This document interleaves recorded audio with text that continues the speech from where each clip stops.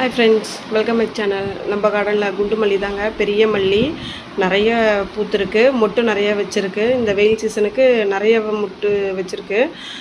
இருவாச்சி மல்லி ரெண்டுமே நல்லாவே பூத்துருக்குங்க. இதில் மொட்டு அதிகமாக இருக்குது. பூ என்னமோ 3 நாள் தான் பூக்குது.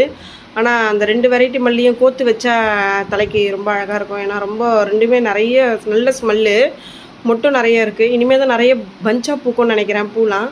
அதுக்கப்புறம் நம்மளோட ஹைப்ரிட் செம்பருத்திங்க, எல்லோ கலரு, நல்லா இது பூத்தெல்லாம் அழகாக இருக்கும் கார்டன் பார்க்குறதுக்கே.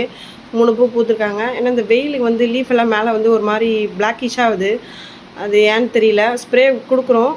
அதுக்கப்புறம் வந்து நம்மளோட ஒயிட் கலரு பஞ்சாக பூத்துருக்க அரளிப்பூ தாங்க. இது பூக்காமையாக இருந்தது, வெறும் மரமாக தான் இருந்தது. இப்போ தான் திடீர்னு மொட்டு வச்சு செட்டாக அப்படியே பஞ்சாக பூக்குது. வெள்ளை கலரு அழகாக இருக்குது. இதுவும் பார்க்கறதுக்கு அப்படியே கட் பண்ணி அப்படியே சாமிக்கு வச்சா கூட அழகாக இருக்கும் போல இருக்குது. கட்டியே கோக்கோனாங்க, ஆனால் பஞ்சாகவே கட் பண்ணிடலாம் போல்.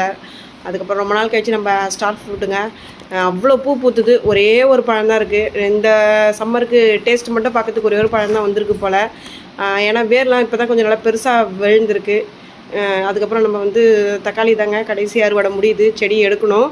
இருக்கிற தக்காளியெல்லாம் நம்ம பறிச்சிடுறோம். ஓகே ஃப்ரெண்ட்ஸ், நம்ம வீடியோ பிடிச்சிருந்தா லைக் பண்ணுங்கள், ஷேர் பண்ணுங்கள், சப்ஸ்கிரைப் பண்ணி சப்போர்ட் பண்ணுங்கள்.